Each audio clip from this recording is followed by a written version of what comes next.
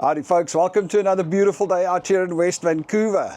And then just like that, I said summer is here, winter is over, and this last week has been freezing cold and the weirdest weather. That's like typical, you know, they say in Vancouver you can have 4 seasons in one day. This week we've experienced it.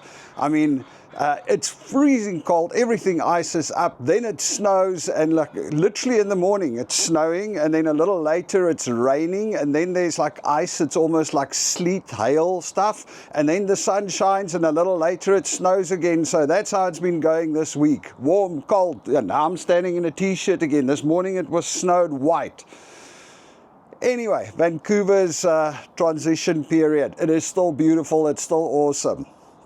All right, so haven't been online for a little bit, been very, very busy with a whole bunch of stuff, so I'll just do a catch up on where we are.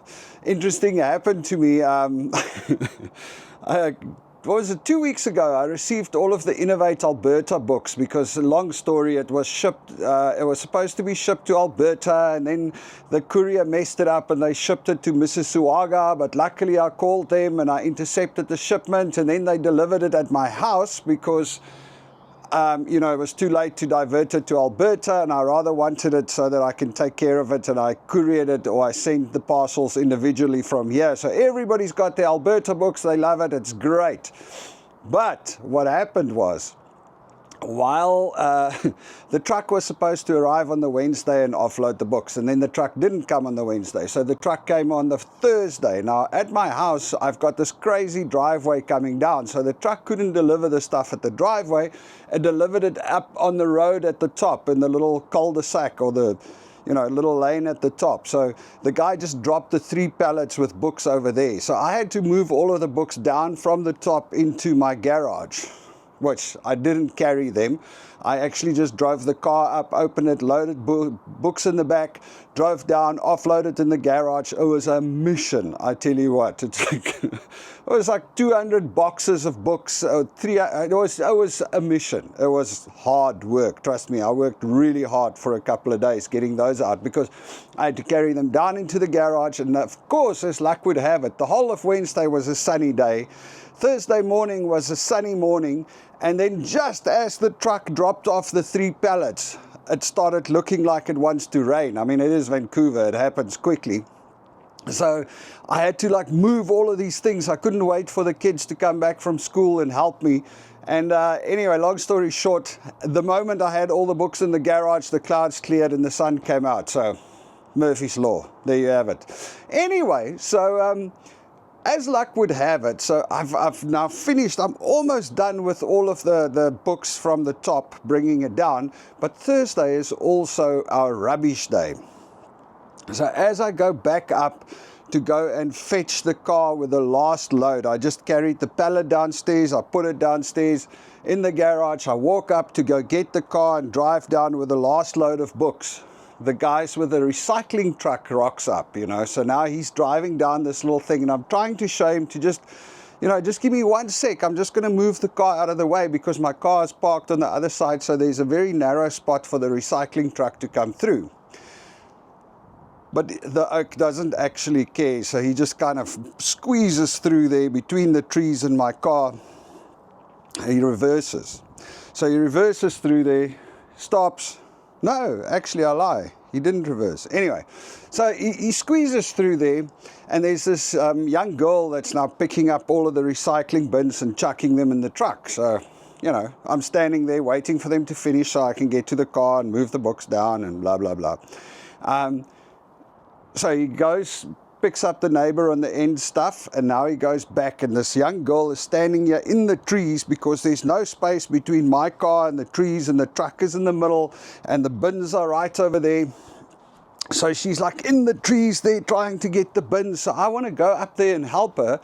The next moment the driver comes around and he's like, "Whose car is that?" I'm like, "It's my car." He's like, "It's rubbish day, you shouldn't be parking here." And I'm like, "Oh, dude, honestly, it's this youngster. He's like somewhere like argumentative. He wants to fight about it." I'm like, "Dude, you don't..."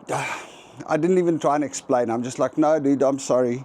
I'm actually on my way to go and fetch the damn car. If you gave me a minute when I waved you down, I would have been out of the way." But anyway, So he's just like, you know, in a mood. But I guess it happens to all of us. Anyway, long story short, so they get the stuff in the truck and off they go. Now, it's always been cool here by us, you know, with recycling.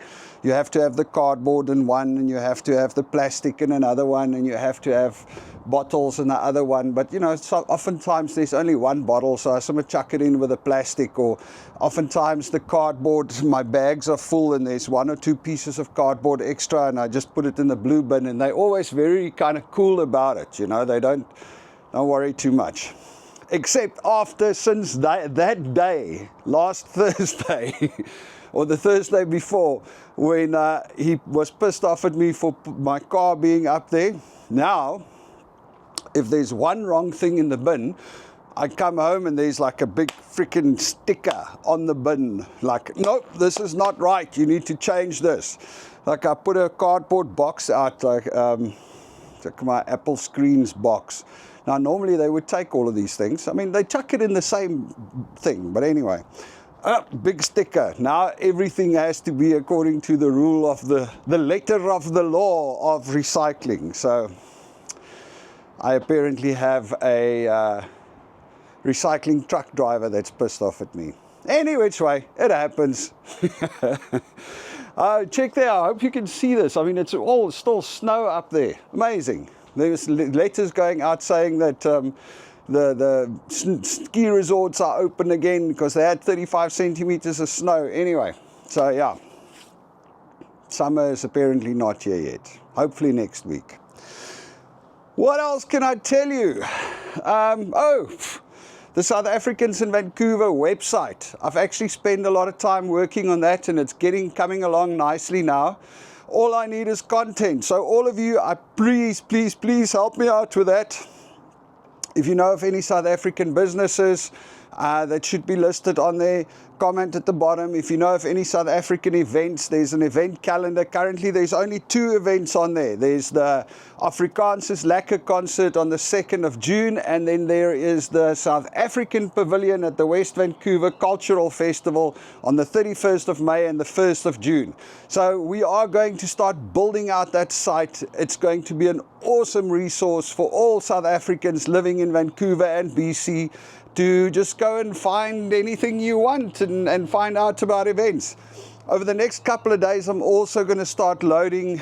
I'm going to schedule a whole bunch of braais in the park, and we've got the Boerewors Day coming up, and then there's the Vernon Potjiekos cook-off, and we are looking at organizing a Potjiekos competition. So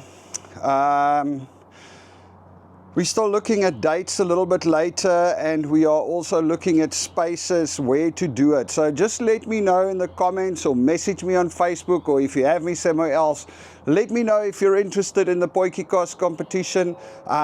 We enjoyed it so much. Bram, he's the guy driving this, and Madeleine and all of us, we enjoyed it so much at the Vernon Potjiekos cook-off, we decided that we should have one here in Vancouver. So we are getting it together. Let me know if you're interested. Let me know who wants to come. Let me know if you have any ideas on how to put it together.